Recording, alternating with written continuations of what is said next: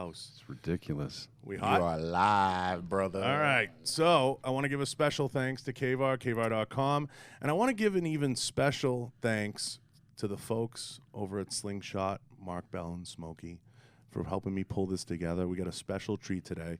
Everybody in this office has been obsessed with diet, and the summer's here, and everybody's trying to get in shape, and we had Jay on, and, you know, we're talking about all kinds of things, but I had to get the guru. I had to get the king of kings when it comes to this stuff. The guy who's really rewriting the book on nutrition and recovery and strength training and nutrition and, of course, performance, which is big. We got the one and only, the world's strongest bodybuilder, Stan Efferding. Thank you. Appreciate the invite. Yeah, this will be course. fun. We'll dive into some of this today. So I'm excited to have you, Stan. This is fucking awesome. I know you've told your story 100 times, and for those of you out there that live under a rock, you know, Stan's been around for forever now, you know, and he's still getting it done. I want to dive right in, and I want to get right into this because I've been listening to this vertical diet from Tony and from the boys for never hearing the end of it. Where did you come up with it? And tell me kind of what's involved with it and what goes into it. You know, I've been dieting for bodybuilding shows and gaining mass for powerlifting competitions for, it's been over 30 years, since 1986. Okay. And historically, over the years, you'd end up either over-restricting, trying to diet down, or you'd end up eating too much of the wrong things, trying to bulk up. And it would result in, I think, poor health, poor performance, eventually. And so over the years, after trying this many times, I would diet down for a bodybuilding show, bulk up for a powerlifting meet, and then just keep repeating that over and over and over again for decades. You start to come across, of course, this was before the internet, so you didn't have the opportunity to see all the things that are out there today. And you start to learn that there's better ways to do this, that if you give the body what it needs, it will give you what you want, rather than fighting it the whole time. And so I use nutrition, I think, to fuel and optimize my end goal, but without all of the health issues. And that was kind of the big thing. A lot of it I learned from just personal experience and, of course, from coaches over the years, my own education, studying exercise science at the University of Oregon, working with some of the greatest coaches in the world, I think, Flex Weeder with bodybuilding and Mark Bell and Eddie Cohn with powerlifting, and just about every guru in the business. Dave Palumbo I've worked with in the past, and Charles Glass, and you know, indirectly with just about every other guru, whether I was training with them directly or with a coach or a training partner at the time. And you know, you pick up things along the way, and then you start applying those. And everything else also is with all the clients that I've worked with over the last decade or more. It's generally a collaboration. You learn something from all of them. That's why the vertical diet is a bit of a you know, it's a living document. It's something that I've continued to update and supply to all of my consumers with all the new information that I continue to learn. It's really, you know, kind of an amazing thing because Tony's broken it down to me. What are the fundamentals of the diet? Without getting into the soup, because obviously we want people to go online and check it out. Sure, you know? no, I'm happy to help. The you know, the basis of it is to make sure that it's micronutrient dense, that you're getting all of the nutrition that you need, not just your macros but your micros, and that it's highly bioavailable foods, that you're going to absorb those foods, not just what you eat, what you can digest and absorb, and that it's easy to digest. That's a big one. So on both ends of the spectrum, people, in my experience and personally and with many of the athletes that I've worked with, and just regular clients, a lot of folks tend to have digestive problems now, gas and bloating, IBS, you know, a host of other digestive issues. And so I focus on that right out of the gate to make sure that the diet's easy to absorb. And then, of course, the micronutrients is what I really think is critical for performance. And I think that the improved body composition, improved performance is just a side effect of taking care of the fundamentals. And that's, you know, you can't talk about diet without sleep as well, because all of that's really important. But it's all in what I give my clients. It's all in the vertical diet. I talk about sleep, nutrition, hydration, training, and the right training stimulus. I don't think any one thing becomes singularly important. I think you have to put everything together. How, you know, typically everybody looks for that quick fix. We see, you know, keto, we see all these different things come into play. all these different diets, and people are always looking for, I don't like to use the term the next fad diet, but it seems to me you've built this on fundamentals and the appropriate approach to performance. And that's really, the key here is getting your body to outperform what you think its limitations may be, whether that's lifestyle. We talked about travel. We talk about a lot of things. So it seems in the diet, and based on what Tony's told me, you've really boiled it down to the basics of basics. And you have it really simple for people to understand and chew on, no pun intended.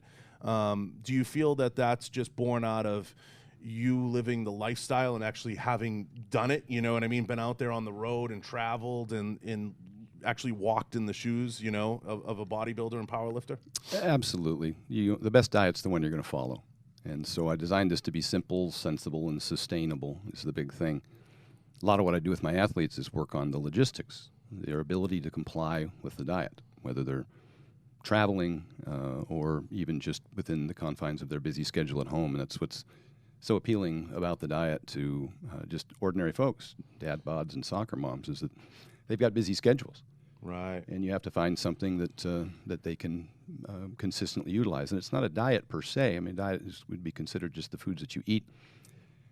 Try to make sure it's a lifestyle, and that in complying with the diet that you actually feel good. The purpose of that. The big challenge with diets are, I mentioned that the best diet's the one you'll follow, but and most people, the vast majority of people who go on a diet do lose weight. It's not hard to lose weight. Is it consistency where most people fall short? Because that's kind of where Jay and I were at. Well, that's the thing, yeah. The vast majority of people can lose weight on just about any diet. It's been studied extensively, whether you're high carb, low carb, any host of different variations. They've looked at dozens of different diets over periods of time, 6 months, 12 months, in great detail. And 6 out of 7 people lose weight. That's not hard. The vast majority of them gain it back. So now we're down to compliance and whether or not they can stick to it. So you can just say that how you're undisciplined or whatever. You don't blame the dieter, but you try and get to the bottom of why are they failing? Why do people go off of their diets? And there's 2 major reasons, and that's hunger and energy. You get tired and you get hungry. It's funny you say that, because I feel like your body, in my limited experience on dieting, clearly I'm limited because I'm disgusting. You go through these periods of, where you're detoxing.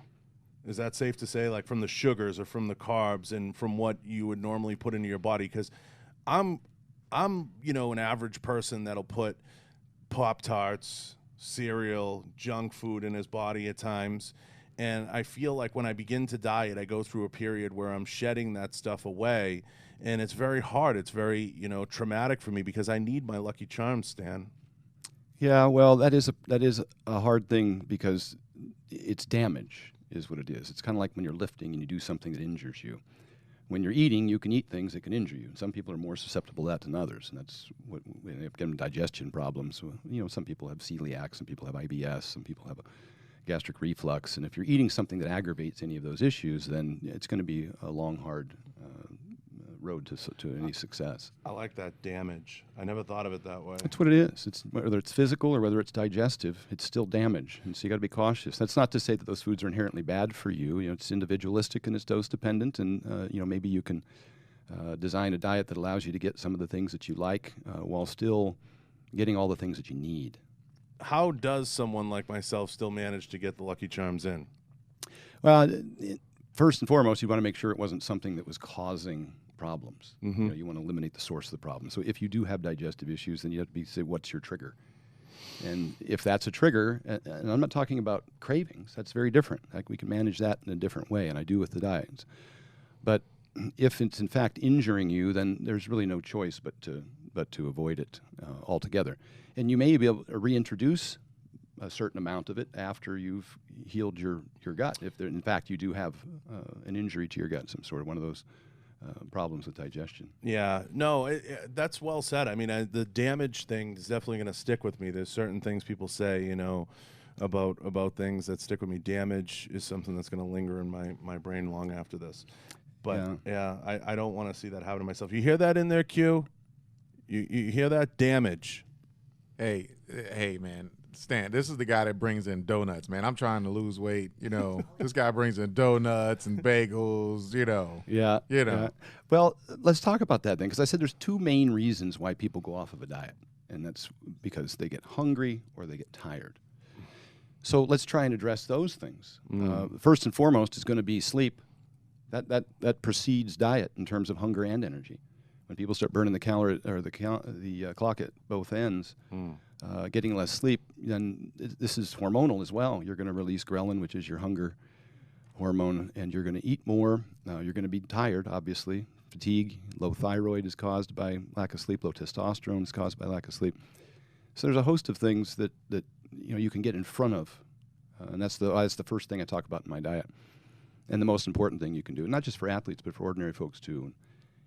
I talked about this in my video on stress for success, that when I was working 16 plus hours a day and sleeping 4 or 5 hours a night, that performance starts to decline. Body composition, fatigue, stress, even things such as anxiety and depression, all aggravated by sleep. So we have to start there. Now, how do you, with the crazy schedule and the hecticness, what advice do you give to people for, balancing anxiety and depression? Because that's one that comes up a lot. Is there a technique you use? Do you say go join yoga, do some breathing? I mean, what advice do you give folks out there? Because now everybody's a star, Stan. You know what I mean? Right. You've been around in the old days where people actually had to, work for it. Now you have Instagram and social media and everything else. How do you balance the anxiety and the stuff that comes along with that? Because that's the unseen damage. It is, and I look at stress as weight on a bar, and if you're strong enough to lift it, then it's not very heavy. But if you're not strong enough to lift it, if you can only bench 200 and somebody does a 300-pound lift off, it's going to crush you. But if you're a 400-pound bencher and somebody lifts off 300, you're doing reps with it. Mm-hmm. And to me, that's what stress is. Stress is weight on a bar. It's a bucket that you fill, and if it doesn't overflow, then you can manage it. So how do you get strong enough to manage the stress? Because we don't want to avoid stress. You're not going to be successful in life unless you can engage and overcome stress. It's just there's no way to go out and just try and minimize it. You basically be putting your head in the sand and hiding from things. So, I encourage stress, actually. I just want you to be strong enough to handle it. So I don't want to be reactive. I want to be proactive. I want to get in front of it. I want to be the 400-pound bencher, because that 300 pounds of stress is never going to go away. And the way I do that, and we're right back to sleep, that's the number one way. And then digestion is probably the second. Digestion and the brain are hand in hand in terms of stress. And you just become less susceptible to the anxiety attacks or the kind of negative effects of stress when you're prepared. It's to me, it's akin to running out on a football field to play a game without a helmet and pads. If you don't have adequate sleep and you don't have adequate nutrition and hydration, you aren't doing some modicum of exercise, you got to pay yourself first. And in my Stress for Success rant, I talked about the fact that I was not in a good place, and for the first time in my life, I started to experience anxiety in the middle of running a business. It was very challenging. You got employees, you got bills, all of that. And I realized, I went and read a book by Jim Lohr called Stress for Success. It's probably 20 years ago, or 15 at least, 20 years ago. And the entire book was about improving your sleep habits, exercising regularly, and eating healthy. There was nothing in there about, quote-unquote, managing stress, whether it be yoga or meditation or all of that. I'm not against somebody employing those methods, but I think that they're reactive, not proactive. I think that it's something you do to calm yourself down rather than being prepared for the event.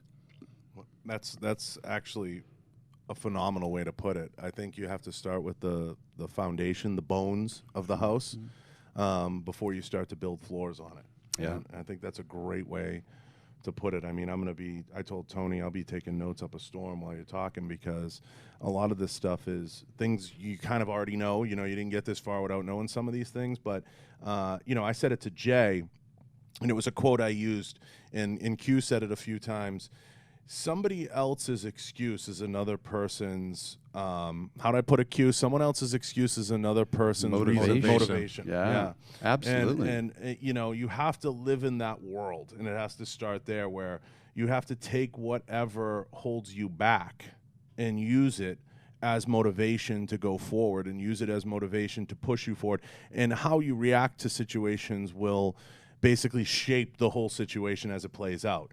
So your reaction to it. So I've learned, whether it was through jiu-jitsu and other things I've incorporated into my life that may have been reactive things, how to, and I learn a lot, by harnessing that kind of like, well, you're going to deal with haters, you're going to deal with commenters, you're going to deal with all these different things in life. But how you process that information when it comes in is going to affect everything else. It's going to affect your workout, your trickle down, everything. Like Jay always likes to say, when somebody called me with their problems, I hang up the phone. I don't want to deal with it. Well, I said, Jay, you're a shitty friend. But there's a process that's involved in all these things, and you have to use what best suits your life. No, I agree 100%. I did that rant, Fuck Mike O'Hearn. Mm-hmm. It was quite popular, and some people didn't understand the purpose of that rant. Was that very thing. Some people are motivated by others' successes. Mike put me in a position to make me kind of uncomfortable about myself, because I went down there and trained with him a few years back, and I had retired, and I was kind of happy just sitting in my easy chair and eating bonbons and watching the kids swim. And I kind of identified myself throughout my career as the strongest guy, or the pro bodybuilder guy. So I went down train with Mike, and Mike kicked my ass all over the gym. Oh, yeah. And I realized that I was kind of selling myself short. He set the bar so high. Some people would be discouraged by that. I actually got motivated by that. Yeah. So I went back, and I started being a little more consistent, a little more regular about my training, and I had kind of conceded that I was just going to have chronic knee pain and hip pain, and I'd never be able to squat very much anymore. And I went home and I fixed all those problems. It's funny you bring up Mike, because, I was texting back and forth with him, and, we're trying to work out getting him in here, and he's got his little podcast he's doing now. And, Mike, in many ways, and people might slam me for this comparison, Mike is in uncharted territory, and so are you in many ways. There has not been, well documented anyway, people into their 50s and 60s and 70s training that we can look at and actually build a study around and say, look, this is possible. This is what can be done. So I say it all the time. Like I asked, and I keep bringing up Jay, but he said, I look in the mirror and I say, what am I? And that's what keeps me motivated. You have to stay in a place where you guys are really setting the tone for a lot of people out there. And I compare you to Mike, and I compare Mike to like even Tom Brady, where Brady's doing it into an age where nobody knows. There's nothing to support it. There's no supporting data. Is there anybody historically that we can compare somebody like yourself or Mike to? I'm not sure. Not at that level. I don't look at it in terms of history. I kind of look at it in terms of the behaviors. I mentioned in that rant that I've since the late 80s, early 90s, I used to get in my car and drive from Oregon all the way down to Venice so I could see, it was the Mecca. I could see the pro bodybuilders. Many times over the years, I would see Mike in there training all by himself. I never knew him, never went up and said hi or anything like that. But he had no camera crew, and, there was no posse. He was training by himself. He always had 400 or 500 pounds in the squat bar, and he was sitting there with his notebook, and in between sets he would sit down and write, and we get right back under the bar. This is something very consistent that I would notice about that. And here he is, decades later, still doing that. And so what's really important with respect to a guy like Mike isn't where he's at, but how he got there, and his consistency, the behaviors that he employs. And that's why I work on the logistics. That's why when I do a program for someone, I'm planning out the kinds of behaviors that, when used consistently over time, lead to improvement in performance. And obviously you're going to push yourself as an athlete. And I talked about this in my rant on if you want to be healthy, don't compete. And my job is to is to mitigate damage. And that's kind of what I learned about myself, is I just kept pushing myself so hard when I was powerlifting, and that's fine for performance, for that particular goal. But I had to get better on doing things outside the gym to make sure that my body was prepared to continue doing that. And I mentioned that I came home after training with Mike, and I thought, because at the time I had chronic tendonitis in my knees. I had my hips, my hip had tendonitis, and I just said, I got to fix these problems. The body should be regenerative, not degenerative. For everything I knew about physiology, I knew that if you properly loaded joints, that the collagen would get thicker, not thinner. People presume to think that it degrades over time, but in fact, with the right stimulus and the right recovery, you see this in Dr. Stuart McGill's research, and when he worked with Brian Carroll, who had a cracked sacrum, 2 crushed discs, and 1 herniated disc. He got Brian back into competing. It took well over a year, and he was able to fix all those problems. But it came from responsibly managing load over time. And you see this in the elderly populations. People have osteoporosis, and people have sarcopenia, muscle wasting. That when you start loading these people responsibly, then they can rebuild bones and rebuild muscle tissue to a significant degree, even in past their 70s. So here I am in my 50, 49 at the time, complaining about all my sore body parts, but I hadn't really done anything intentionally to fix that. Do you look at, I mean, there's so many questions I want to ask you, but do you look at guys like Ronnie and where Ronnie's at, and do you kind of, say, is it historically, bad to put yourself in that position where I know it runs in his family, and like what a lot of people don't understand about Ronnie, that's not necessarily all the powerlifting wrapped up into that, but is there, I know Dexter came out and made some statements about Ronnie, and said, he needs to quit bodybuilding and this and that, and it might have been clickbait for what, for whatever it was worth. Sure. But where does the rubber meet the road with some of this stuff, and when do some people need to look at different alternative ways of training? Well, and you had a good point. There are alternative ways of training. So I mentioned that the body's regenerative, not degenerative, with the proper load over time, and you have to give it an opportunity. You have to give it a stimulus and then provide it an opportunity to repair, and through supercompensation, you can start increasing bone density and improving joint integrity. You can actually the thickest cartilage in the spine is that's been loaded properly over time. When you don't load it adequately, then it detrains and it atrophies just like muscle. And so you do have to have some sort of stimulus. And I mentioned that I was in pretty bad shape after all of my powerlifting. But now, as those who know me know, that after 10 years of chronic tendonitis, I'm 100%. My knees are fantastic. I have no pain. I walk out and squat over 600 pounds for reps with no knee wraps or sleeves, and I have absolutely no adverse effects from that. So I think it can be, if responsibly done, I think it's encouraged. I think it's the fountain of youth. I think it is the best thing that you can do for your joints. My dad's 89. I have him do box step-ups, holding on to something, and I have him pick up a rack deadlift so that he can load his body, so he can have a good stimulus for bone mineral density. And I want to move his legs, both for the muscle integrity and to avoid sarcopenia, but also because it's incredible for blood sugars. Mm-hmm. When you move your muscles, particularly your legs, and you work those muscles, then you can dramatically improve your blood sugars. You can absorb glucose from the bloodstream without the need of insulin, and that's why I think he's so healthy at his age, is because we've been doing that for some years now, whereas he had some health issues 5 years ago, was on medications, no longer the case. Specific to Ronnie, I think Ronnie got some really terrible advice. I think that the surgeons started cutting on him, and I had 2 different surgeons do MRIs on my hips, and both of them wanted to do hip replacement surgery. I reached out to Eddie Cohn, and I said, look, I need hip replacement surgery. Send me to your doctor, the one that had his done. And he said, no, go out here to Las Vegas and talk to Mark Philippi first. Former head strength coach at UNLV, runs the Philippi Sports Institute. And Mark and I just started being very deliberate. We backed up. We eliminated the source of the problem. We found pain-free movements. We started to move a lot, just mobility kind of stuff through range of motion, gradually loading. And I went from not being able to squat at all and having 2 doctors tell me I'd never squat again to within just a matter of months squatting again, and 6 months later squatted over 900 and set a world record. And I was 45 years old at the time. So now subsequent to that, I did have some, I continued to have some tendonitis in the knees just from overtraining, but I've since remedied that to the point now where I have no pain. Ronnie got bad advice, and I've seen it over and over and over again. These surgeons are inclined to cut on you. And I'm saying these are bad people, but I think it's done way too much. The studies show that you're just as likely to recover with surgery as without. More than 90% of back pain remedies itself in just a matter of time. They call spontaneous recovery.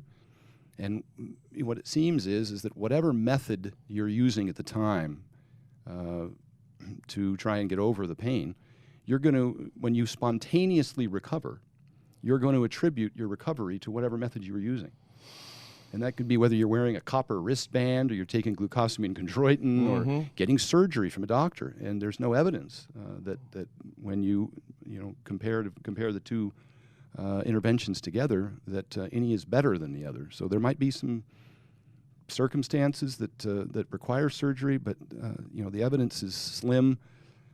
What I see is that for the vast majority of people who get surgery end up needing subsequent surgeries, and that's what happened to Ronnie as well, more surgeries. So if people are patient and they go through, kind of a rehab without the surgery, and they've done these what they call sham surgeries, where they've cut patients open and not done any intervention and just sewed them back up, and they had equivalent outcomes to the actual surgery in many, many cases. That's amazing. Yeah. So I'm not a big fan of surgery.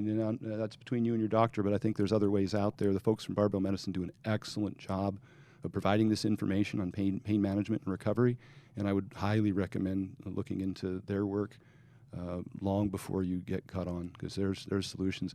I was just recently talking to Eric Spoto, who's former world record holder in the bench press, 722-pound bench, and we trained together for years. And I hadn't heard from him in a long time, and so I reached out to him, and turns out he had a back injury, which was very depressing for him. And if you read Brian Carroll's book, The Gift of Injury, he talks about the same thing, his back injury, how he sat in the car with a gun, because his whole life, he identified himself by his powerlifting. And now here he couldn't do the thing that he loved, the thing that he had been doing all his life. Eric Spoto was very depressed about this, and he, his back hurt. He was going to a physical therapist and a chiropractor, and they were bending and twisting him 2 or 3 times a week. And I think it's absolutely crazy that that's what these folks do as a method of therapy. You don't want to be bending and twisting a spine. It's a stabilizer, not a flexor. And if you have an injury to your spine and people keep bending and twisting you, you'll feel better temporarily, just simply because it relaxes the stretch reflex, the muscle spindles that respond to the stretching.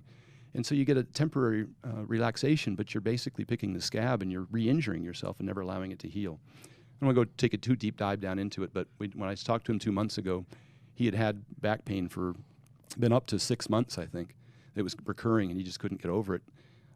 And now he's just after 2 months of, I think he got Brian Carroll's book, The Gift of Injury, which is a collaboration with Dr. Stuart McGill. And so he eliminated the stretching, started doing some of the 10-minute walks, started doing some of the planks and side planks. Just gave himself some time to heal, really. Eliminate sores, find pain-free movements, move, rather than all the bending and twisting. And sure enough, here he is now 2 months later. He's been arm wrestling again recently at a competitive. He's getting ready, I think, to hopefully compete again. I'd love to see it because he's such a freak. Yeah, this is amazing. I mean, he was a guy I tracked a little bit back when I was bench pressing. I had a violent pec tear, and years ago, and it kind of sent me a little bit down a spiral of depression, where I was competing locally and everything in New England, and trying to chase a number, and I was doing that game.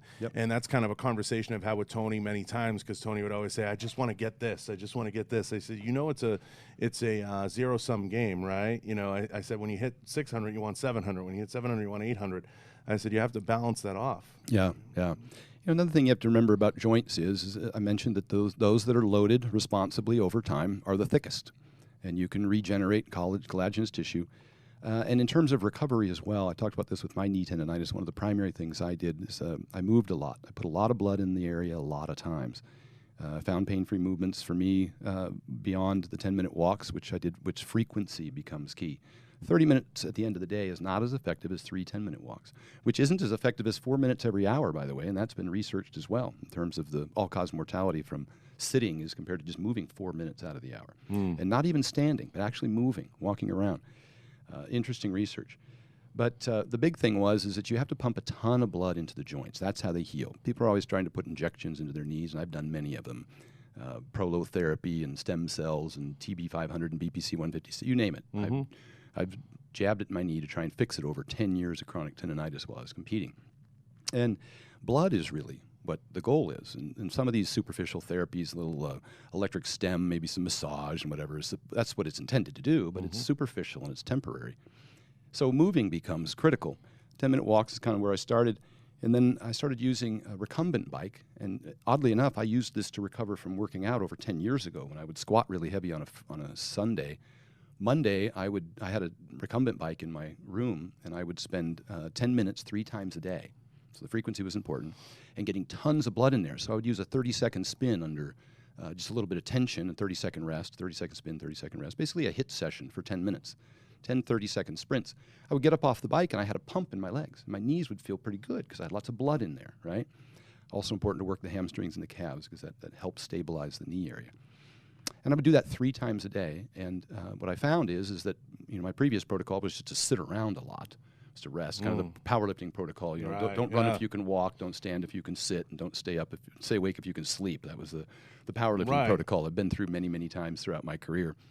The movement dramatically improved my recovery. I had less delayed onset muscle soreness, brain fog, the whole thing all down the line. And so the recumbent bike was critical for recovering my knees. Also, I started using the banded leg press so that at the base of the movement, when my knee was when it was stretched, most susceptible to injury, the weight was really light. And at the top of the movement, it was heavier. And same thing, I would use a little higher repetitions and more consistency. At one point, I was doing 10-minute leg press sessions a couple times a day because it just felt so good. And this wasn't, a workout.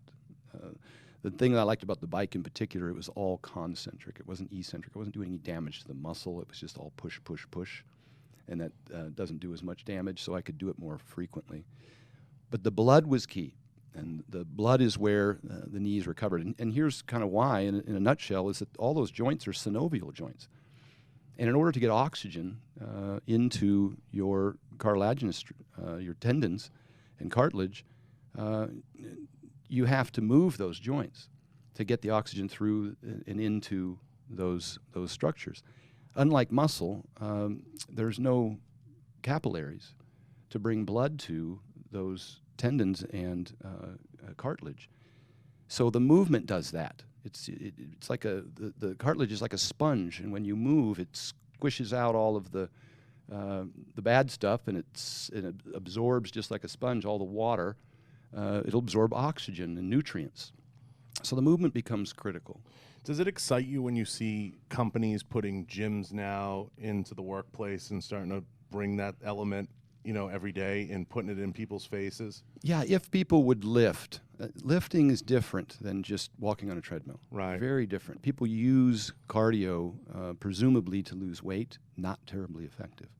Walking on a treadmill at the end of the day, not only is it hardly sustainable, most people won't do it over an extended period of time. That's why I always recommend the 10-minute walks, because they're really sustainable. You can do them anywhere, anytime, after breakfast, around your hotel, at the airport. You can do them anywhere. I do them every morning. Yeah, they're fantastic and sustainable. And they, with a decent pace, an arm swing, you can achieve just about enough VO2 max, just enough metabolic equivalence to give you, I think, about all the health benefit that's been studied to provide you, an anti, what am I thinking? Just kind of all the health benefit that you can get: a decreased all-cause mortality, cardiovascular fitness. About 7 to 8 METs, which is about the equivalent of a 13-minute mile. You can achieve that, I think, with a brisk walk. Do you feel like, people have overthought the whole fitness thing? Because it feels really simple to me. Well, yeah, I think so. I think we're doing a lot of things that are ineffective and not doing the things that are more effective. Obviously, 99% of it's just controlling calories. Again, I mentioned cardio wasn't all that great for weight loss, great for health. But when you compare groups, and this has been studied, one that just diets and one that does diet and cardio, they have relatively equivalent outcomes. There's not a significant benefit. The weightlifting, on the other hand, can preserve muscle mass, increase bone density, provide lower blood sugars. The weightlifting is really, long before I'd ever have somebody do cardio, I would have them incorporate some sort of resistance training. And they don't have to go to a gym and squat. They can do some push-ups and air squats, for that matter. So as long as it's consistent and you get some sort of loading, it stimulates muscle protein synthesis for up to 24 to 48 hours, depending on the intensity of the work. That's something, that's obviously going to encourage muscle growth, and it's going to help you metabolize calories. There's where your sugar comes in. You can earn those calories, and I would time them around the workouts, the hypertrophy workouts in particular. And as always, you have to watch the total caloric intake. Now, I have a theory. Is the best time to work out in the morning? There isn't a best time. Yeah. So my theory's shit. Well, You could say it. Yeah, there really isn't. The best time, I always said, the best diet's the one you'll follow. The best exercise is the one you'll do. And that really has to do with your, timing and convenience. That's why when I work with a client, I find out what their schedule is, and I try and design a program that fits their schedule. They always ask me, what's my split going to look like? And I need to see your schedule first. When can you train? That's what's most important, is if I can create a lifestyle out of it. If you have to make sacrifices to do it, then it's not going to get done, because you're not going to continue to make those sacrifices. That's part of your lifestyle. Sooner or later, the sacrifices catch up to you. Yeah. And then that's a race that's hard to win. Yep. Yeah, I mean, you're dropping so much knowledge here. I know, Q, your brain's probably going a million miles an hour back there, because you're in the throes of trying to get back into it. Yeah, I've been off for like almost a year and a half, 2 years. Yeah. Understand? So, yeah. We're busy people, and so what the problem is generally people will ask, what's the best for this, or what's the best for that? And I just said, the best one is the one you'll follow and the one you'll do. If you think that you have to design a program that you can't comply with, then you're really not even likely to implement that program at all. Right. You just throw your hands in the air and say, well, if this is what I have to do, I can't do it, screw it. And so what I've tried to do, particularly with busy professionals, is create something I can get the biggest return on my investment that doesn't compromise my ability, or to whether it's your work schedule or kids or other things that you enjoy. And that's why I keep repeating that the diet's 99% of the game in terms of body composition and losing fat. And then you just need a little stimulus. The 10-minute walks are great for health and blood sugar control, but they're really not for fat loss. So I never recommend somebody do 40 minutes on treadmill, because it won't last. And the 10-minute walks are sustainable. They're easy. Anybody can do them. Get up in the morning and eat breakfast and take a walk. I put my daughter's breakfast on the table. I take a 10-minute walk, come back, and I take her to school.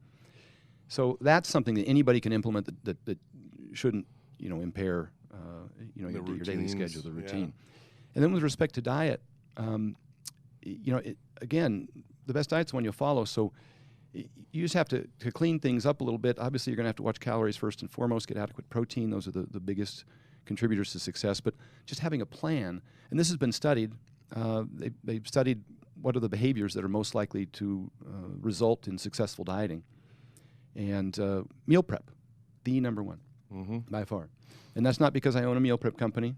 I'd love to have you buy vertical meals, but you know what? You could buy Jenny Craig's, or you could make your own. It doesn't matter. But when you prep, this is one thing that the bodybuilding, figure physique, bikini industry does very, very well. They do a lot of shitty stuff, but they do this very well. They carry around their Tupperwares. I use my little thermos. I don't make any money saying this. I get these off of Amazon. And I can put a hot meal in there. If I travel to the UK, I'll take 5 of them with me and put them in my carry-on bag. And I've got a meal every 3 or 4 hours as I like. It's the food I want. It's nice and hot. I don't have to eat airport food. I don't have to order room service. I got what I need when I need it. I might even throw a dozen frozen meals in. When I usually travel over the weekends, I mentioned I've been in 10 countries and 40 states in the last 18 months. I travel all the time. I never am off my diet. Yeah. I'm eating what I want, when I want, and I enjoy it because I take hot meals with me or frozen meals that I heat up in a microwave at my room. The logistics, I plan ahead. Yeah, and when I would travel or when I would be busy, I always kind of, the minute I feel that heating up, if it's not making sensible choices on the road, which sometimes you don't always have that option, I've always leaned on the Icon meals, and the guys over there are great. They've supported me. I try the vertical diet meals. I'm open to anything, but I always prepare. I always try to say, like, okay, I don't want to be a total asshole on this trip, right. Or on this, right. And it's really that simple, whether it's packing a few Quest bars or something to make a good choice. Yep, it's meal prep. Whether we prep or you prep, it doesn't matter the company you use. Just the fact of the matter is that's the number one indicator by far exceeds any other intervention, whether it be electronics for tracking, which I think is also important, coaching, registered dietitians, clinicians. They're way down on the list in terms of compliance. So meal prep's the number one. That's why I'll get together with Brian Shaw's wife, and we'll do a grocery list before he heads out to compete, and then I'll show up a day early. Everybody's seen the videos of me at the Arnold or the World's Strongest Man in Florida going to Costco and loading up all of their food and bringing it to their hotel room and setting them up just so that they can have the food that they need. It's critical for them for performance.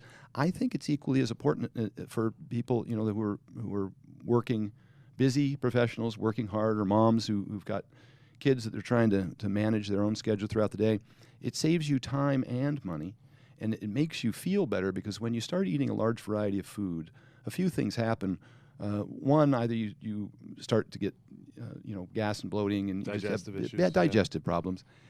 Two, food reward tends to cause people to eat more. People who, and this has been studied as well, the weight control registry studied over 10,000 participants who lost over 60 pounds and kept it off for over 5 years. And they tend to eat the same things pretty often. And I know that people squawk about that. I don't want to eat the same thing all the time. I do it with the guys here, Stan. You know, where do we eat every day? Boy. We go to teriyaki, but we go to Jay's spot. Yeah. You know, we eat beef and rice. You tend not to overeat when you eat the same thing pretty consistently. That's not to say you can't have other things in your meal plan, but a couple things happen. You tend to eat more of it, and generally people will pick something they're hungry for. And we're terrible at estimating calories. We're horrible at estimating calories. We're off by 50%. Registered dietitians are off by 20%. Labels are off by 20%. Restaurants are off by 30 to 50%. And then our portion size, we have no concept of what that is and whether or not there's some oil in there or something that's adding an extraordinary amount of calories that you can't really tell in terms of size. So we're bad at making those decisions. That's why, you know, I can't stress enough how important meal prep is. I mentioned earlier, we talked about two things, energy and hunger. And I think we should go back to that. Yeah, go. Because I talk about the diet being based on micronutrients, and that's how I curb some of these problems. We talked about sleep, how important it was for both energy and hunger. Okay? It mitigates, in terms of hunger, your ghrelin hormone. Satiety is another big thing. I select some items that are high on the satiety index. They measure certain foods and how long they keep you full. One of them is I throw in a daily potato. Another one is I'll throw in a daily orange. Those offer a great benefit from potassium as well. But generally speaking, high protein diets will be high satiety diets. Plus, they're high thermic effective foods, so you get a fewer net calories out of eating protein as compared to one of the other macros. Obviously, throwing some fiber in there. I have some carrots in my diet. That's going to help with satiation. Water, of course. A couple things I do in terms of cravings for hunger. Sodium and potassium seem to have a huge benefit for people who have high cravings. And they're also big for energy. And under energy, one of the problems that I mentioned that bodybuilder, figure, physique, bikini people do something very well. They track their meals and meal prep. Problem is that they over-restrict. They start eating egg whites and chicken breast and white fish and broccoli. And now they have very little iron, very little B12. They rarely salt their food. They've demonized sodium, which is hugely important for energy. Also important for your thyroid function to get adequate iodine. And so I put an iodine source in there, whether it's iodized salt. I recommend cranberry juice is very rich in iodine, is part of the diet. So I tried to build this foundation of micronutrient-dense foods that then, you know, you can't put a 3-bedroom house on a 2-bedroom foundation. Mm-hmm. Once you get these foods in, I mentioned that, you give your body what it needs, and it'll give you what you want. When you get this foundation built, you can do just about anything on it. You can, obviously you can curb hunger, have more energy, and then better performance, and of course body composition improves. And you can, build whatever kind of, I've got 450-pound athletes building a skyscraper on top of the same foundation as I do a 97-pound professional ballet dancer for the Sacramento Ballet Company. They eat the same diet. Just adjust for calories. The workload will drive the rest of the calories. It's amazing. Amazing. It has to, I want to come back to this, but there's so much. You're dropping so much knowledge. I want to come back to a couple things and kind of go forward. It has to excite you a little bit to see, you've been around a while now, and to see kind of the changes in the fitness industry and in the game. What supplements, because you dropped a few, names in there, what supplements do you see people make the most mistakes with? Yeah, first and foremost, I've been around a while. I've made all these mistakes myself. Of course. And unfortunately, it's still happening to a greater degree as the industry has exploded in the last 7 years. We added physique, and we added bikini, and we added men's classic bodybuilding.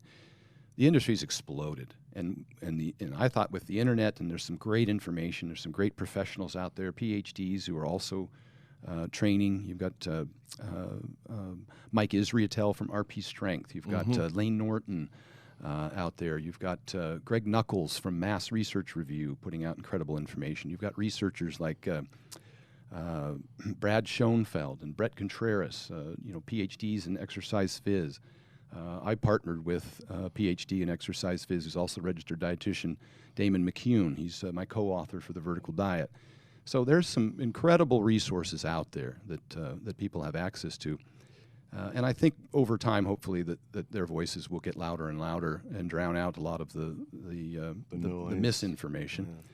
Yeah. So we've done a lot of things wrong. I mentioned we over-restricted in terms of dieting.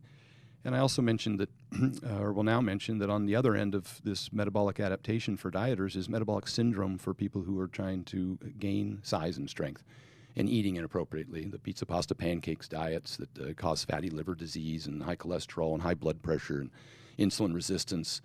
I see that a lot in my athletes. That's when Thor came to me 3 years ago. He said, I'm getting fatter, but I'm not getting stronger. And so we took a deep dive in and found out that he needed to drop 30 pounds. He needed to improve his insulin sensitivity. He needed to lower his blood pressure. He needed to improve his fatty liver disease.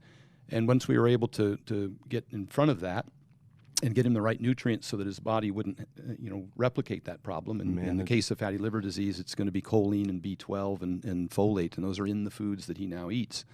And we took out the pizza, pasta, pancakes. We took him from 435 pounds down to 395 pounds. Got his blood sugars good, his blood pressure down, all of his health markers, C-reactive protein, everything got much better. Threw in vitamin D, got him a CPAP, all the things that are kind of precursors to good health. And then we took him back up to 450 pounds.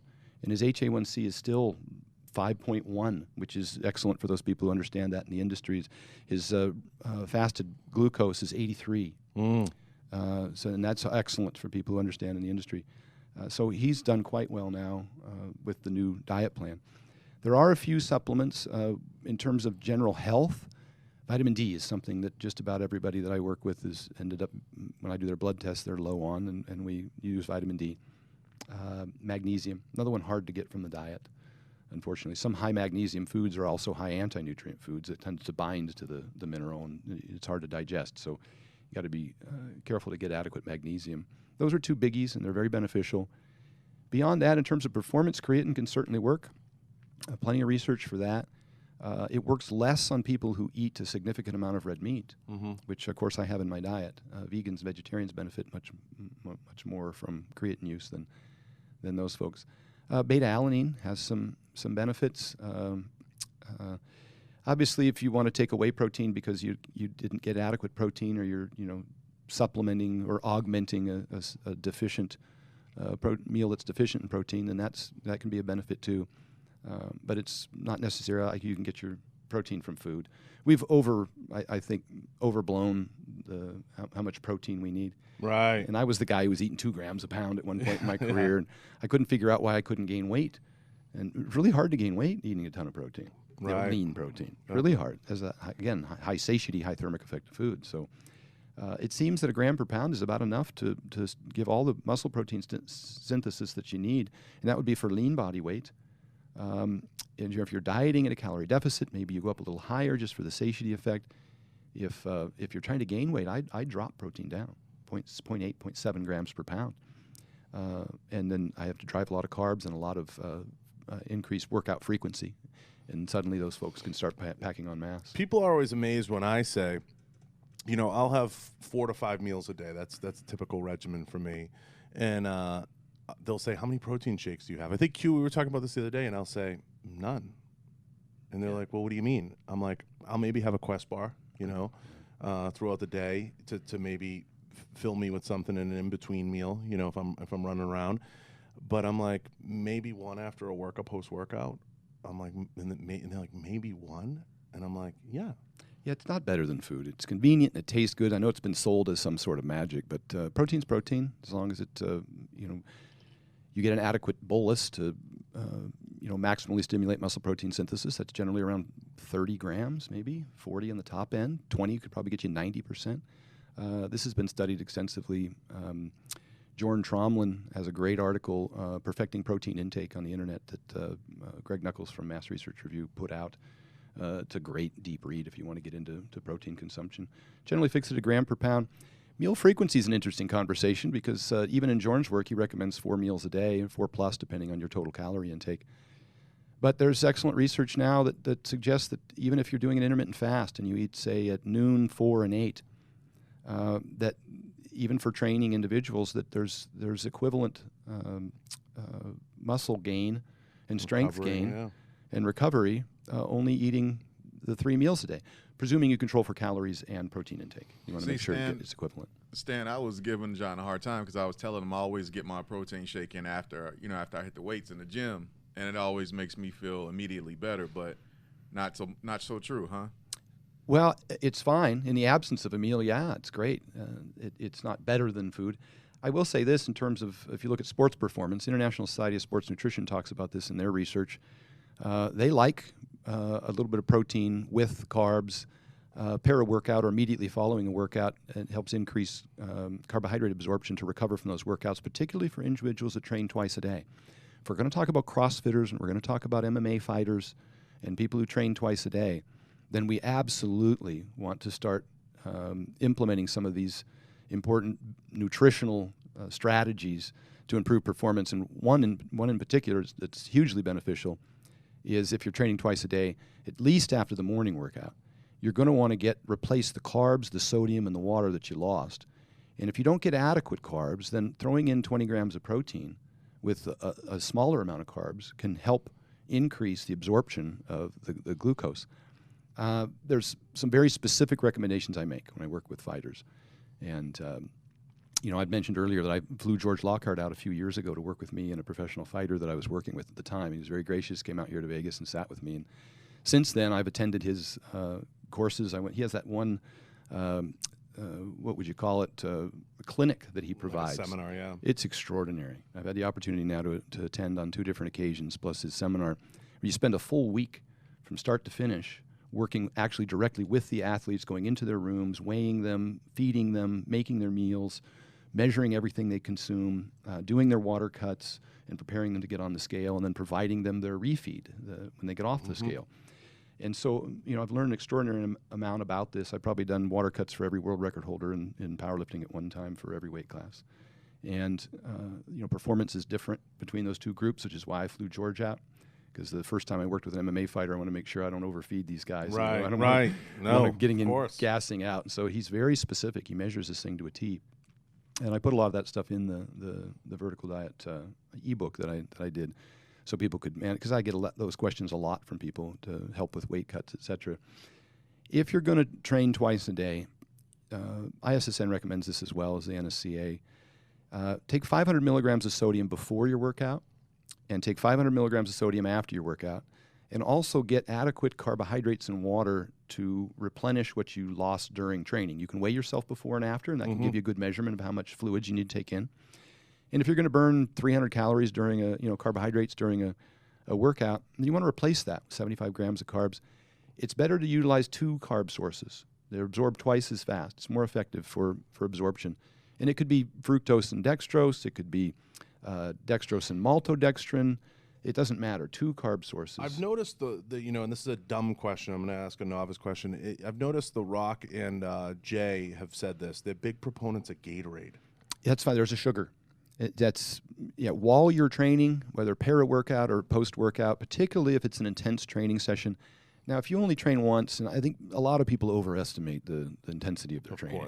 Of course. It may not be totally necessary to suck down a gallon of Gatorade after a workout. Yeah. The typical bodybuilding workout or even powerlifting workout when you're sitting around for 10 minutes between sets probably doesn't burn an extraordinary number of calories. Plus, you can replenish that glycogen over the next 24 hours to fuel your next workout. So it's not. This is a situation, I think, for people who are kind of looking for that competitive edge, particularly those that train twice a day. Get that. Because Jay was real specific. Yeah, he was. I remember he liked. And I know Stan, The Rock has been publicized with the Gatorade. Post workout, he drinks it. Stan, he was specific about the powder. He liked to use the old school powder. Yeah, Gatorade. Mostly dextrose. Yeah, that's probably why. Dextrose is a monosaccharide. It's really easy to digest. It's absorbed very quickly. I think that. Don't quote me on this, but I think that Dr. Sandra Godick, who runs the Heat Institute, she's a PhD in thermoregulation and hydration, and she does a lot of the work with the football teams, and she actually does sweat tests to see how much sodium they're sweating out so you can replace it. Worked with Lane Johnson recently from the Philadelphia Eagles, offensive lineman. And he's got a level 5 sweater. He sweats out 5 grams of sodium an hour. Wow. Which is like 12 grams of salt. Jesus It's an extraordinary Christ. amount. So you have to create a program that allows him to recover. You can't feed that to him in any one sitting. No. He has to salt all his meals throughout the day and then take sodium before and after training, which is what I just recommended. And I think Dr. Godek's product is Levelin that she sells on her website, but it's a rehydration product, and I think it has dextrose and maltodextrin, if I'm correct.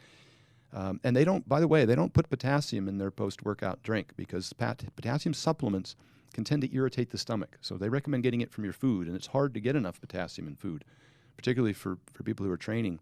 You need 4,700 milligrams a day, so you got to kind of cobble together a host of resources. That's why I have a daily potato. I have a daily orange. I can throw some spinach in there if people can tolerate that well. It's a low-gas vegetable. Is orange juice good? Orange juice is fine, depends on the individual.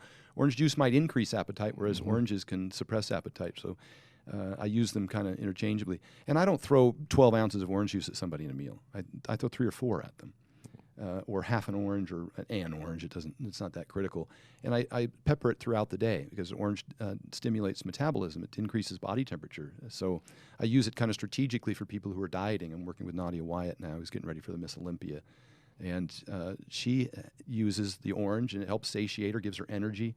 Obviously, she's eating mostly red meat, lean steak. We started her at New York and then went down to top sirloin, and now we're using top round or sirloin tip. So we just go to leaner and leaner cuts.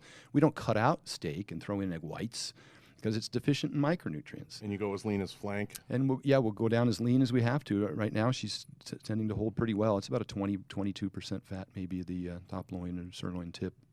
And because it has a substantial amount of iron and B12 and zinc and selenium, and there's a host of nutrients in there that are critical, particularly for women, that generally with these other restrictive diets they become deficient in. So I don't know how we got there from dextrose in Gatorade, but one thing I wanted to mention with respect to Gatorade is, and Dr. Godek talks about this, it's hard to get an adequate amount of sodium in a drink such that it's palatable. If you put an adequate dose to get a physiological response of sodium into a drink, it tastes like shit. It tastes like shit. It tastes like seawater. So there isn't enough sodium in Gatorade. You would drink it for the glucose. You wouldn't drink it for the salt. I know they have some sodium in there.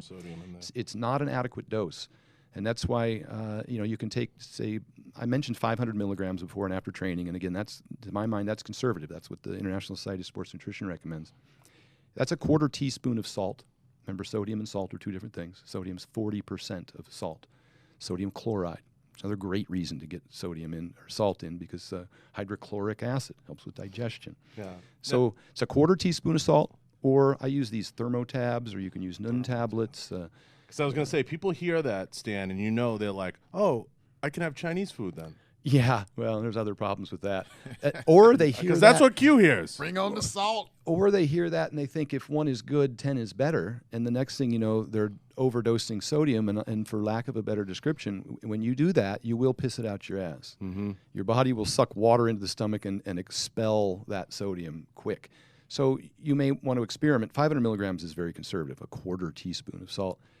Camille LeBlanc at the CrossFit National Championships, I had her doing 1,000 milligrams. It's a 1/2 teaspoon, particularly before and after her long events, the 30, 40-minute events. And over the course of 5 days of competing in the Reebok Championships, she gained 1 pound. Oh, my God. And historically, that had never happened because people tend to lose a lot of weight. And sodium depletion is kind of a progressive thing. It's a cumulative thing. It's a problem that happens over time. And then you end up with the cramping and the loss of energy and a host of other problems. So it's really important. I think it's most critical. I would have the sodium before I'd have the sugar. I would recommend somebody take, if you had to cut out the Gatorade or the dextrose and fructose or whatever it is that some people will have during training, I would absolutely have the salt before and after training. So you touched on something that I want to come back to. You said everyone thinks they train hard. Now, I went through this soul searching a little bit, and I want to talk about what the right kind of hard training is to perform and to excel, and everybody has a different level. I've trained with Branch. I've trained with a lot of the guys that train incredibly hard, so I figured out what hard training is along the way, and I've been through some of those workouts with Tony, of course, through the years. what is your definition of training hard and getting a good hard workout in? It's, this is just kind of depends on the population you're talking to. If you're competing in something, then you're going to have to continue to take your body somewhere it hasn't been before. And as mentioned in... Don't take me to the top of the pyramid. Take me, Okay. take me, you know what I mean? Take me to the top. I take a deep dive on that in my round on if you want to be healthy, don't compete. But for the average individual, and again, this goes back to prescribing, getting the most benefit, the biggest ROI out of a program. Most people, and what the literature suggests, is you want to train for hypertrophy in particular, just for stimulating muscle tissue, which I would do preferentially over any cardio, because you can certainly get a significant cardiovascular benefit from just lifting weights. And the 10-minute walks, of course. There's a lot of science to this. I include an entire schedule that, what you call it, that Brett Contreras put together that walks through all the different things, and I'll just recite them here. This is also on his Instagram page. But it's just frequency tends to be two workouts per week per body part. That means you could do your whole upper body whole body Monday and whole body Friday, and that would be your 2 times a week, and that would be a great stimulus for muscle. Once a week might not be enough. 3 times a week might be too much. It's kind of and it just depends. There's a lot of variability there. So twice a week. If you want to do your upper body Monday and your lower body Tuesday, and then your upper body Friday and your lower body Saturday, that's fine too. So the split doesn't really matter. Okay. As long as you're getting 48 to 96 hours of rest between body parts and you're training it about twice a week.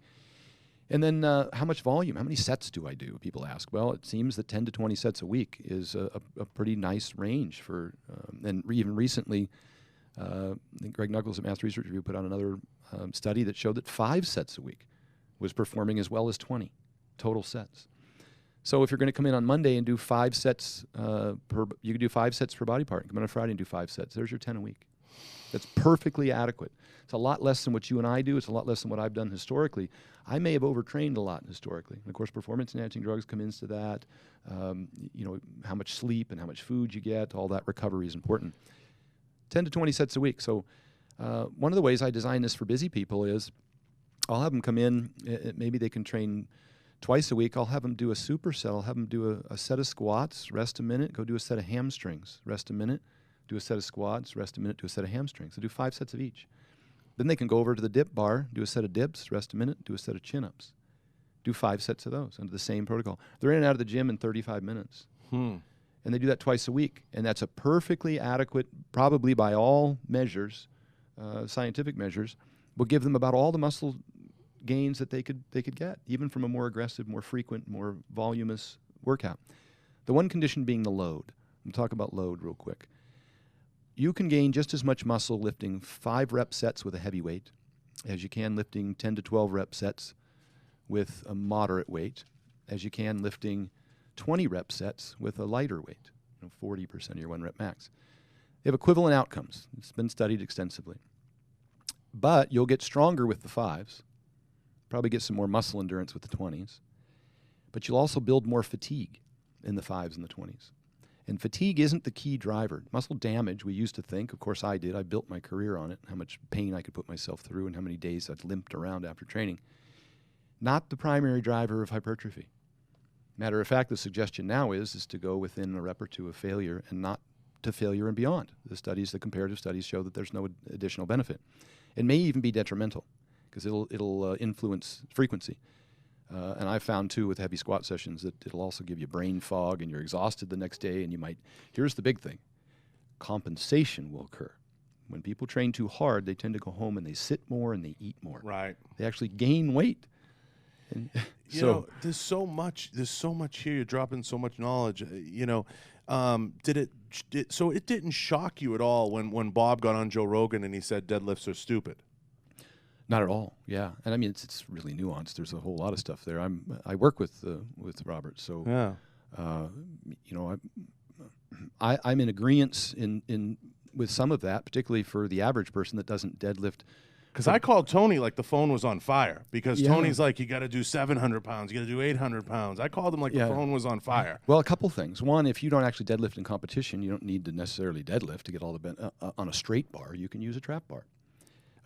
When I work with NBA basketball players, I put them on a trap bar because I don't want them to bend over quite so far. Plus, I don't like to do as much damage, central nervous system loading of the lumbar spine, because, again, it prevents me from doing more volume elsewhere. Particularly for those individuals, you're an MMA fighter, you've got to do your jiu-jitsu, you got to do your Muay Thai, you got to do your wrestling, you got to do your boxing. Because he and I have had this debate like for hours on the phone. I'm talking about like a heated debate where I've said to him, I said, Tony, I don't do deadlifts anymore the way that I might put 135, and he's gotten into the debate, oh, well, maybe you could do two. I'm just an advocate of, I do other things that I'm stimulating the muscle and getting my central nervous system triggered. And I said, but I also have to go and do jiu-jitsu and maintain flexibility and stay in, there's other things. I've never been after I was done powerlifting, and in my career was nowhere near the level of yours or some of the guys out there, Brian. But I said, this isn't a part of my life I need. The benefit and the risk don't collide. Yeah, and I'm not trying to say that deadlifting is inherently risky. Weightlifting is amongst the lowest injury per, when they measure it, number of injuries per 100 or 1,000. It's amongst the lowest, certainly when compared to any contact sports. So I don't think so. And if it's done correctly, if you maintain a neutral spine, and you progress responsibly, as we started out talking about, I don't think it's inherently a bad lift. It's just that when I have an athlete, this is kind of like the whole Olympic lifting thing. It might take some time and energy to train that correctly, and I'm focused on that. I don't want an athlete to be a good weightlifter. I just want them to get stronger, and so I try to give them the kinds of exercises that are easier to perform. That's really my goal, and if it's not part of what they compete in, but I do want them to get stronger, and it does require you to progressively load, significant loads to get stronger. As we mentioned, you get the same hypertrophy benefit from 5 or 10 or 20, but you get stronger with 5. So, I might just do a block pull or a trap bar. And, in all fairness, I attended a seminar earlier this year with Mark Ripito at Starting Strength, who's an extraordinarily smart guy on this stuff. And he says he doesn't recommend trap bar deadlifts because people will lift it up and then tend to scoot their hips too far forward and have an adverse effect on the lumbar spine. So there's, another thing you got to watch out for. Don't overextend on the trap bar. I make people keep, make sure they keep their hips a little bit behind them. I'm just trying to get the loading benefit out of it to minimize injuries. So I don't need to take a deep dive into Robert Oberst's claims and what he meant by them. But, for the most part, I'm more cautious for more than one reason. Might not necessarily just be injury, but it could be, again, the fatigue created by the movement, which might impair your ability to do a host of other obligations, whether you're a football player, an MMA fighter. Your priority is your sport-specific training. It might be something you do more in the off season and less as you get closer and closer to competition.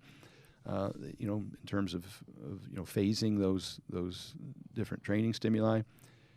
But I do put some heavy stuff in my MMA fighters program just because I want them to be strong. I'll have them lifting in the 5s. I'll just be cautious that they don't, like I didn't like watching John Jones do that deadlift at that powerlifting gym where you saw his back was rounded like a camel. That was an accident waiting to happen. Right. Fortunately, he didn't get injured, but that was obviously not going anywhere fast. Right. It's crazy. But I want to ask you this because in kind of transition, because I want to ask you some personal stuff too. Does it excite you? How far powerlifting's come? Oh man, it's amazing. Just even 10 years ago when I was coming up, and because between you, Eddie, you have to be over the moon with seeing where it is. I'm really excited how the diversity, all the different weight classes that have filled out, the women that are participating. Oh, Maddie, we see a ton of CrossFitters getting involved in powerlifting. They start pulling on the heavy weight, and they love it. It's and even folks that don't compete. Just even, elderly folks, as they get up in age, to see the benefits for, again, you get a lot of muscle wasting, sarcopenia as you age, just to see the benefits of weightlifting and how it's the fountain of youth. Barbell Medicine's entire, the foundation of their whole program is based on that, using lifting weights as medicine, it has to recover. It has to have you over the moon. It has to be super exciting because just seeing what Mark's doing with the culture he's creating, and just in general, I see these guys kind of really. When I was doing, I'm 38, so I'm old enough to remember it was still in the shadows. It was the sawdust gyms. It wasn't it wasn't out there. Now it's everywhere, and you have these stars really like Brian and Thor and some of the guys to look at, and you know, Maddie Forberg for the women's side doing a lot of really cool stuff. You have people out there that you can look at and say, wow, they're really doing it. The Strength Cartel guys, there's so many. Yeah, and I think it's fantastic how many people are involved now. You used to go into a gym and the squat racks would be empty, and now they're all full, and the deadlift bars are all full. Every time you go in, you got to share space, and there's just as many women as men, and it's awesome. And I love that guys like Mark are bringing, you know, not to date you at Eddie, but like, you know, they're bringing guys in and saying, these are the guys that started it. These are the guys that really founded it, and they deserve the respect that's given to them, you know. And I think that's a tremendous culture he's creating there. Yeah, and you know, it's the basis of great performance, and we've known that for a long time. But now you've got, you know, your strength and conditioning coaches that are, you know, in every football program throughout the country, and they use that obviously. You see, even basketball. Kobe Bryant was big on lifting weights. You know, Yeah. So everybody should use that to benefit their performance. It doesn't mean you want to be you know, you want to spend, like the difference between in terms of performance, in terms of strength or in power, if you're going to do more explosive movements. I mean, if you can squat 400 pounds, it's fantastic. You know, as an athlete, you're going to benefit from that strength, particularly if you have some speed associated with that. But getting from 400 to 600 probably won't give you a significant increased performance benefit for your sport. But the time it would take to do that might actually detract from your sport and potentially expose you. You know, I hate to say that would expose you to more injury, because lifting isn't so. But along the way, I see sometimes in a lot of high school gyms and a lot of college gyms, I see people doing some pretty horrible form. It becomes heavy it becomes squats. a zero-sum game. It's like, you know, it's like I talk about with people. It's like money. Okay, people like, well, how much money? You know, you start to chase a number that you can't do that. You have to find whatever it is to balance your performance, whatever sport. Like shooting, for example, a lot of guys have become in shape training for shooting matches. I was talking about this the other day. They're starting to work on footwork. You have guys like Shane Cooley that are posting now. He's a Glock captain, and he's posting him doing squats and deadlifts and things like that. And Tony, of course. And you have a lot of people out there that footwork has become important when they change mags, when they do different things. But it's a balance. You can't get so, you know, I don't like to say big and clunky, but you can't get so far into the powerlifting that you start to diminish your performance in the sport. Yeah. And, you know, the biggest thing, again, we go back to compliance, is consistency is the most important thing. Even if you only get to the gym once a week, get in once a week. And then frequency is second. If you can get in twice a week, get in twice a week. And intensity is last. So if you can just start stringing together, just schedule it in, and the length of time, we already talked about how to break up a workout to get it in and get it done quickly. If you can just touch something and make it part of your lifestyle, then that's perfectly adequate. You'll get significant benefits from that. Use your meal prep, use your diet to control body composition. But the training component, the 10-minute walks, and at least a couple sessions a week of resistance training should be something that's built into every lifestyle, so that you have your helmet and pads on when you go out to compete every day, whether it's in a sport, whether it's in the business world. You'll be much better off. And what people have to realize is that, you know, oftentimes I get folks that are out of shape and they've got some health issues. They might have low testosterone, they might have low thyroid, high blood sugars, high blood pressure. You know, the vast majority of those problems are going to be remedied simply by weight loss itself, irrespective of what diet you use. And, you know, a lot of folks, they want to run right in and maybe talk to a doctor and think that they need testosterone or thyroid medication or like that. The vast majority of those problems cure themselves just from the weight loss itself. And fat has its own hormone system. Fat releases hormones, leptin for one. It can affect estrogen levels. I think that fat increases insulin, which then frees up testosterone from SHBG, and then that's converted to estrogen. So it's like this snowball rolling down the hill. It starts to create consistent good habits and good production.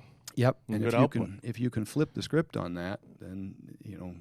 Does it shock you at all? Because we talk about, you know, the last 15 years, and I say this, you know, 15 years ago, you would have never seen a commercial for low T, and the amount of performance enhancement. You think society is now, you know, with the, you know, the growth of people using CBD and marijuana, does it shock you at all?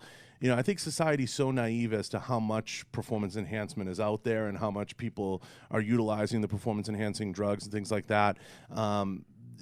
to me, I see it as people are going to use what's available to them.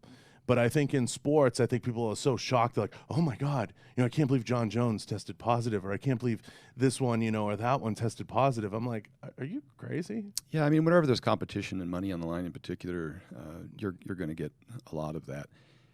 Touch on that in terms of HRT. That's kind of most of what I do now. I'm 51 now, going on 52, and I've maintained some excellent health since retiring from powerlifting when I used to be, at times over 300 pounds and suffered from some of the same symptoms that some of my competitors or some of my clients come to me with.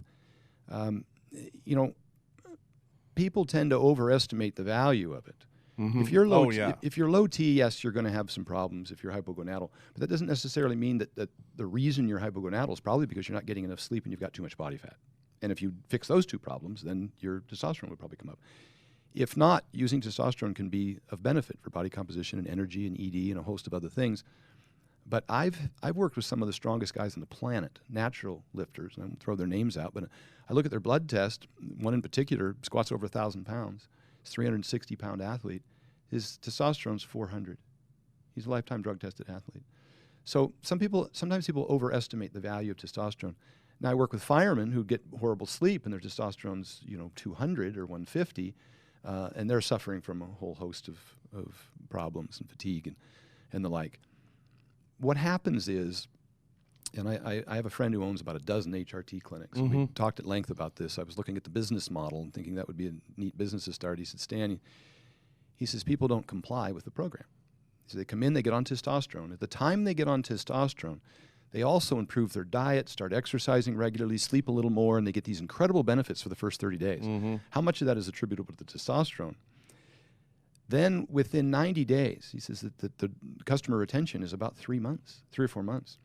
And what happens is that they go off of the diet, they stop sleeping as well, they stop exercising, and the testosterone doesn't work anymore. Well, is the testosterone not working anymore? Or was it all the lifestyle factors? And the fact of the matter is that after 3 months or so, when they realize that they think that testosterone's not working, they just go off of it. Mm-hmm. And it's really the fact that those lifestyle factors. So I would start with those first.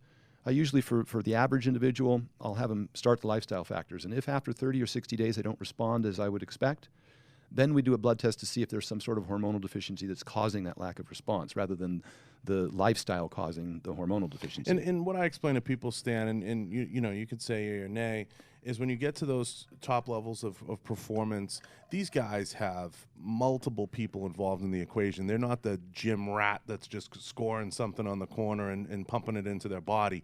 They're getting blood work. They're getting this stuff analyzed, and they're seeking peak performance first, and then layering in what might be HRT or some type of protocol. Yeah, hopefully. I'll be honest with you. A lot of folks have a lot less advice than I wish they would get. And it's true. I even see top UFC fighters.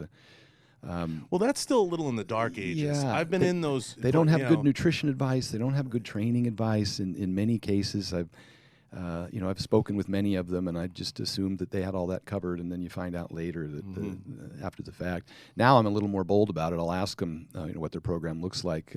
Typically you're cautious not to offend anyone or step on anybody's toes. It was a nice thing about working with Lane Johnson recently is he has a trainer, and Gabe reached out to a friend of mine, Jesse Burdick, and just to see if I could get involved. And he wasn't territorial. And so I flew out to Philadelphia, and we worked together to see if there was anything that we could improve. And we found some pretty important things. He wasn't wearing his CPAP because it wasn't uncomfortable. So I reprogrammed it, got him a new mask, and now he's starting to wear it. He wasn't using his hydration protocol, even though, and I'm calling poor Lane out. Dr. Godick did the sweat test, but he didn't actually implement the hydration protocol.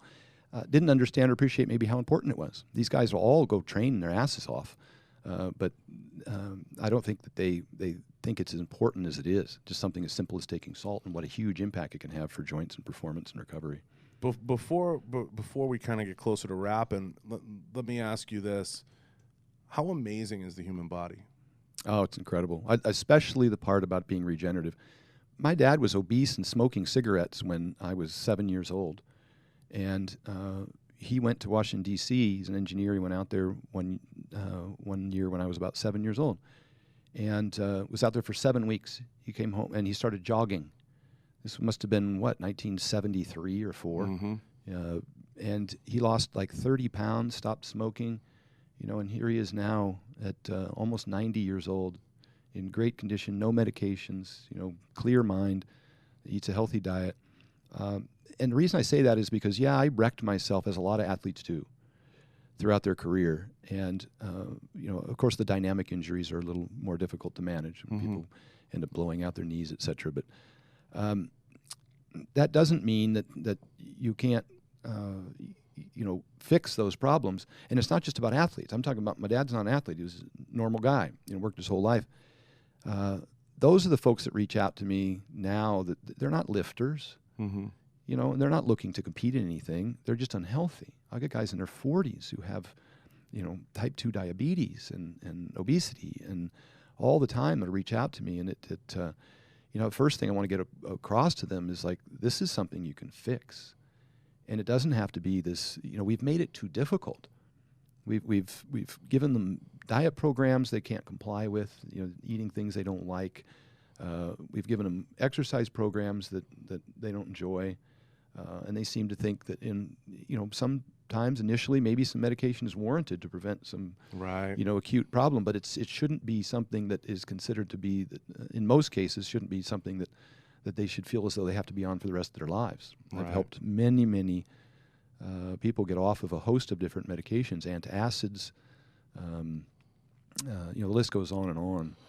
Yes. Blood pressure medication, cholesterol medication, and this is with, working with their doctor and seeing subsequent tests demonstrate that they no longer have the need for those things. And I'll be honest with you, 97% of these problems are corrected in a large degree simply by weight loss. A little better sleep, a little weight loss, moving around a little more, 10-minute walks. That's training. it. Yeah. It's crazy. Now, I got to ask you, because without giving away too much, you're in the area. Let me put it that way. Yeah. We got the Area 51 raid coming up. Yeah. Are you part of, and Jay answered straight out, are you part of? Yeah, here we go. Oh, and the lights came on. The lights came on for this. Jay would be all over this. Do you have sources, and are there little green men? I don't have any sources. I don't know about any green men. I'm so busy I got kids. I can't worry about Area 51. I've got big important things to worry about, like watching SpongeBob SquarePants and stuff like that. And those are like at the top of my list of important things to do every day. Yeah, I really haven't followed the whole thing very closely. I'm aware that of what's going on there and all the people that are supposed to be. Has it happened yet, or is it coming up? No, it's coming up. Are they going to find anything? I don't think they'll find anything. Vegas is funny. People come here, they gather around for a host of different things. We got the porn convention here and the tattoo convention. We joke here. about this all the time. Q, what do we always say? Everybody, when we have friends reach out, because I just moved here. I'm from Boston originally. I was in Montana. Now I'm here, and I spent some time in Miami. But people always think what, Q, about Vegas when they come and visit? They think our whole life revolves around us being butt naked on the strip. Strips. Yeah. They think like when they come visit, like, where's Stan? Stan's on the strip. He's partying. Like they think that's. I don't think it has anything to do with Area 51 or Green Man. I think it's just another event that people can come get together. It'll be a thing. It's just a thing. Yeah. There'll be drinking. There'll be drugs. I was saying, it's interesting. We could go there and set up a booth, and we could probably do very well. I was just about to say there's going to be some people profiting off of this. Certainly the hotels and restaurants. Some shirts, but funniest story though. I used to live in Eugene, Oregon, and every year I think that the Grateful Dead would come, and people would be they'd be in tents. They'd be spread all over the place. I ran an apartment community there, and they would come try and tent in our community and shit all over our lawn, and it was terrible. Squat. And so my buddies, they went out to the grocery store and they bought a whole bunch of fruits, apples and oranges and stuff, and they set up a little table and they were trying to sell fruit, and they couldn't sell any damn fruit. The guy next to him had like a little heat press, and he had some Wonder Bread and some Velveeta cheese, and he was making cheese sandwiches and selling. He had a line a mile long. I would have sold a can of beer for $2. You make a fortune. That there. Sounds like a jailhouse grilled cheese right there. Jailhouse grilled cheese. So it's crazy because there's all this stuff in society's interesting. It's like I feel like with social media, and I want to get your thoughts on social media, Stan, quick. But I feel like we just need a thing. We just need something. and Area 51 was one thing, and we're going to raid them aliens and we're going to find them. But I feel like we just need stuff. We need things to occupy our time. Do you feel like social media is a good thing or a bad thing? I mean, it's a double-edged sword as with everything. I think it's fantastic that people can find a place they feel that they belong. People like to be part of something that's bigger than themselves, and it gives them some direction. I think in so much as that occurs, and it's for a positive force in life, then I think it's fantastic. None of this, all the stuff we talked about today with the growing of powerlifting and just health in general, health and fitness in general, a lot of that has been driven, by the internet, by social media. Social interaction. Yeah, we just don't have to listen to one source, which historically has been a terrible source. Whether it comes from the McGovern Commission or our food pyramid, or we're being told that this is what's best for us, and we export that horrible information all over the world. And now at least we've got a whole bunch of different, really smart people in there saying, "Oh, hold up, let's take another look at this," and it gives you an opportunity to experiment and try some things that may work for you better. And you have to be so aware that what you put out there now, it really can live forever, and you have to be, very careful. And I tell a lot of people, you sure you want to be out there? You sure you want to, be that person? Because once you do it, it's hard to go back. Yeah, I agree for a bit, but I also think it's a learning experience. I had this hesitation as well. I didn't want to jump into the social media because everything that you say gets so roundly criticized, and there's peer-reviewed published research that support about, either side of any argument. And so initially, I was concerned that it wasn't right. Mm-hmm. That I wasn't right about certain things, and different people would disagree. And so, it's an evolution, and I've learned along the way. I've had some people disagree with some things that initially I came out with a vertical diet 1.0, and that was picked through. And then I came out with a vertical diet 2.0, where I made any adjustments that I thought were necessary or clarified things, and now the 3.0, and it's kind of the culmination of this evolution of this thing. And as I mentioned, it's a living document, so I can continue to update people. Yeah, I feel like social media in general, and especially we see it a lot in the defense industry, people do want to pick you apart. They look for people who are wrong. They want that "I got you" moment. Like, "I got you, Stan. I caught you. You said 4 milligrams of potassium. It really was supposed to be 6." Yeah. And it's one of those things that I feel it's unfair. You're not allowed to qualify your remarks or adjust your remarks or say, "Hey, look, I'm doing more research. I'm learning. We're learning beings. We're trying to figure it out." And I think, social media is one of those things where everybody becomes an armchair quarterback. Yes, it's great to have a voice, but hey, you didn't do that, so you didn't break 90. I want to talk to you about that. And everybody feels they have to be heard. Yeah. And it's really a tough one because we go through it in the defense community. We try to articulate to people that gun owners tend to be some of the better citizens that you have out there. We're respectful of the laws. We understand the laws better than most people, and we're doing our best to continue to improve as a group and as a crew. And it's in fitness, it's something not too dissimilar. Okay, I didn't break parallel. Let's relax for a second. I'm gonna fix it. I'm gonna get that right. Yeah. And it's everybody's hypercritical, and everybody wants to look for somebody who had said something wrong or wrong speak or something. Oh, I got you there. And there's these "I got you" mobs. Yeah. And they sprout up and they show up on your page, or they show up on my page, or they show up on anybody's page, and they're like, "He said this. Did you hear what he said? Oh my God, we're gonna get him." And you have to be a little aware of that. Yeah. Well, there's incurable folks out there. There's no question. For the most part, if you're looking in the right places, the dialogue, the discussion, the education, the information is great. Sometimes I dive too deep. Mm-hmm. I get off onto a whole bunch of I love it.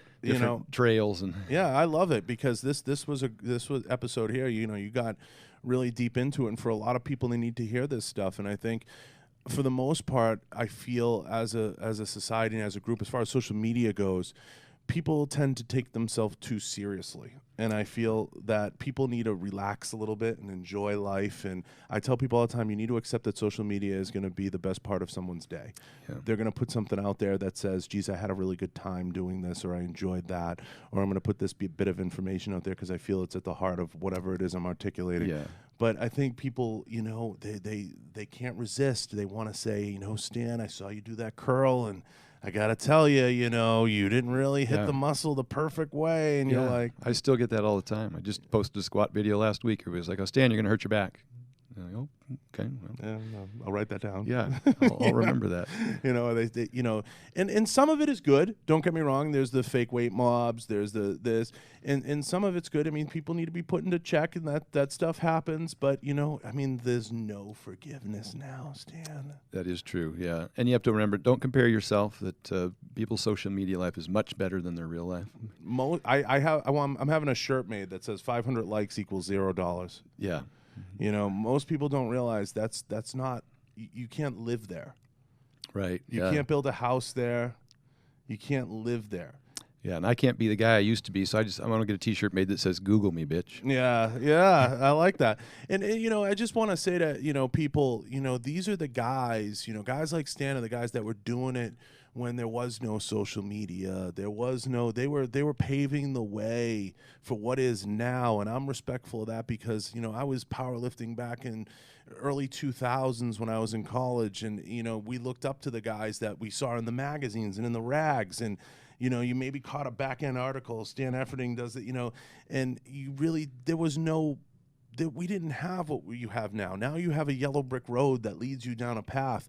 Don't beguile or shit on the guys that are trying to put information out there and trying to educate and trying to make the consumer better. And I feel like in this new world we're in the new normal, everybody's trying to, and that's why I like Mark, because he pokes fun at himself, and he'll poke fun at a lot of things he does.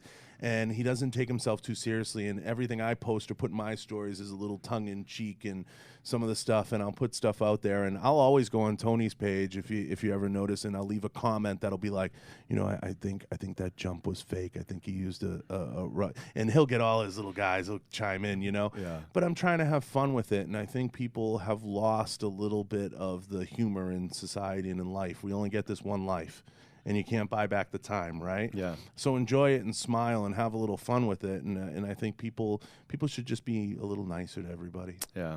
Well, and it gives people a platform. Hopefully they use it responsibly, but we can communicate with people now all over the world. I get feedback from people. I'll be at an airport and someone will come up and want to get a picture, and generally will tell me a story about hopefully that something that they read of mine they were able to incorporate into their program that helped them in some way. And I get these stories a lot. And, that's extremely rewarding, probably the health aspects as well as the performance aspects. And I wouldn't have had the opportunity to do that without social media. I'm talking from every country in the world.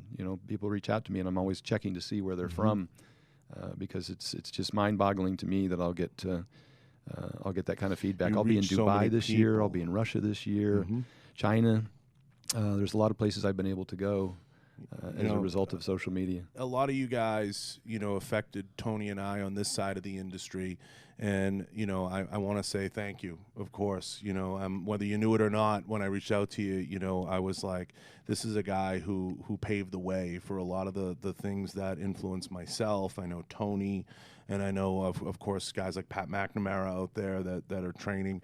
And, we looked at a lot of the things that you guys were doing and said, we want to bring this into our performance and into our sports and into the things that we're doing. And, I know for a lot of law enforcement, you brought firemen, guys out there that are training, they're looking for the best advice they can get, and they're looking for the best help. And the information you're putting out there is definitely super helpful. So I want to thank you for that. Yeah, Thank you for having me on. Let me spread the message with your group. Of course. Yeah. Of course. And we really appreciate it. Where can everybody find you, and what's the best way to reach you? Stan Efferding, whether it's stanefferding.com, my website, or Pull at it up, Stan Q. Efferding on Instagram.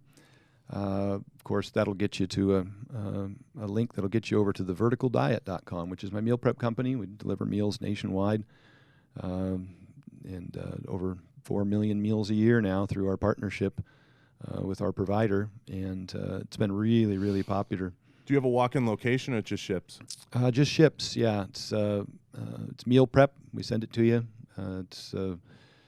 It's really delicious. We just got a couple colleges on board. Obviously, all of my great athletes are on there. You can see my CAC scan I just did yesterday for cholesterol, for calcification of the arteries. And there it is. Yep.